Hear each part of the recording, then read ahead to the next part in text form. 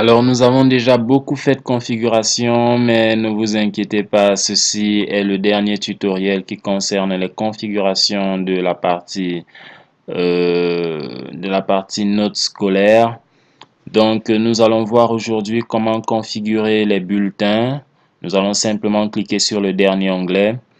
Et bien, dans ce dernier onglet, nous avons trois parties.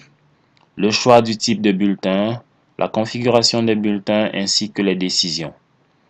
Voilà, bien, pour la première partie, nous avons simplement ici la possibilité de choisir le type de bulletin que nous voulons en fonction du niveau. Donc, la majorité des bulletins, pas la majorité, tous les bulletins sont en type chiffré. Type chiffré, c'est ce type de bulletin où vous retrouverez quasiment partout du chiffre. C'est-à-dire, les notes que vous allez mettre, ce seront des chiffres.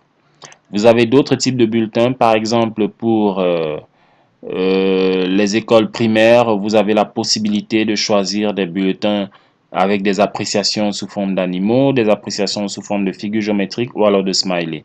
Vous avez vu dans le tutoriel précédent que au niveau des appréciations, nous avons la possibilité de définir des figures géométriques ou alors des smileys. Au collège, ce n'est pas nécessaire, mais dans une école primaire, vous définissez cela. Et ici, par exemple, si ici c'était par exemple grande section, nous avons la possibilité de dire, pour les grandes sections, nous voulons des bulletins avec des appréciations sous forme d'animaux.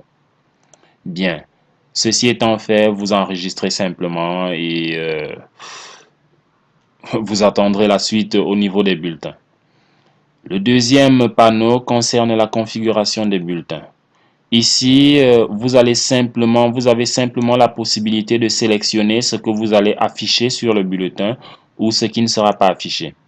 De prime abord, il y a des éléments qui sont déjà cochés, donc qui sont affichés dans le bulletin. Pour voir directement l'effet, nous avons un bulletin là à côté.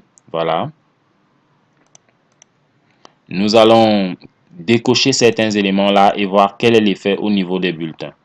Par exemple, nous disons que les notes intermédiaires, là, c'est pas possible.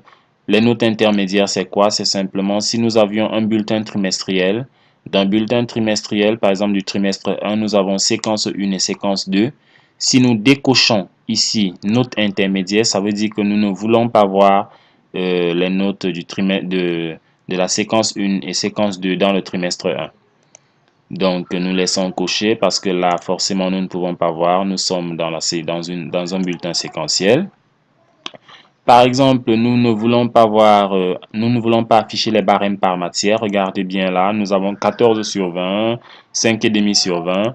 Nous ne voulons pas afficher les barèmes, alors nous décochons là, nous enregistrons.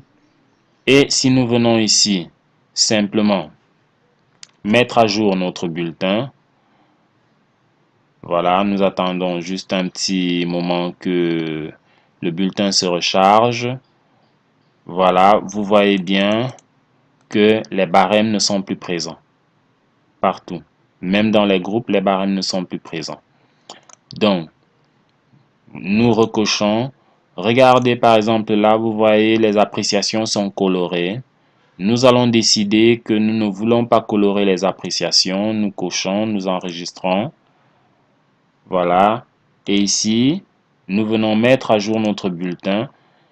Ce n'est pas une opération que vous allez toujours refaire. Vraiment, là, vous êtes en train de faire une configuration une seule fois.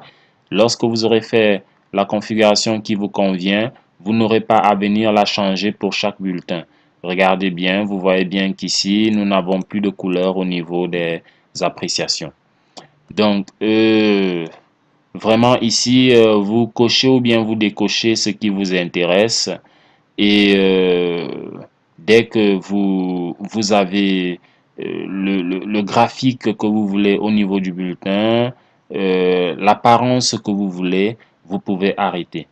Mais déjà, c'est déjà configuré. Vous allez arriver dans l'application, vous allez voir que c'est déjà configuré. Ce qui a été configuré là est vraiment ce que nous pensons nécessaire pour l'établissement. Pour le troisième onglet, simplement, il s'agit d'ajouter des décisions exceptionnelles.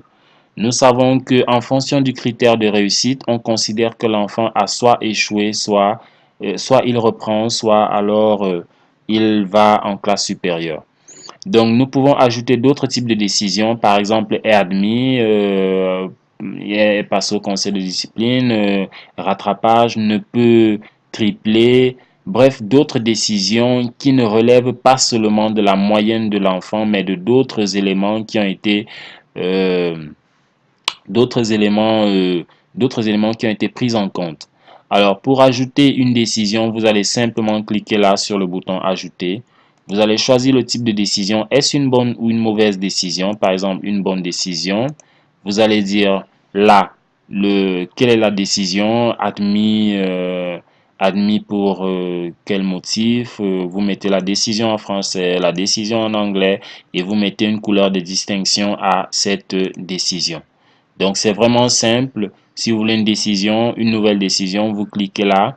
Simplement parce que pour un enfant, par exemple, qui a 9,5 et que nous voulons considérer après conseil de classe qu'il a passé, il faudrait que nous puissions, lorsque le logiciel a déjà décidé que cet enfant a échoué à cause de 9,5, il faudrait que nous puissions décider que non, cet élève a passé en choisissant un autre type de décision.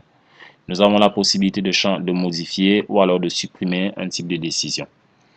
Bien, nous avons donc fini la configuration. Nous vous donnons rendez-vous au prochain tutoriel où nous allons entrer dans le module Note proprement dit. Merci.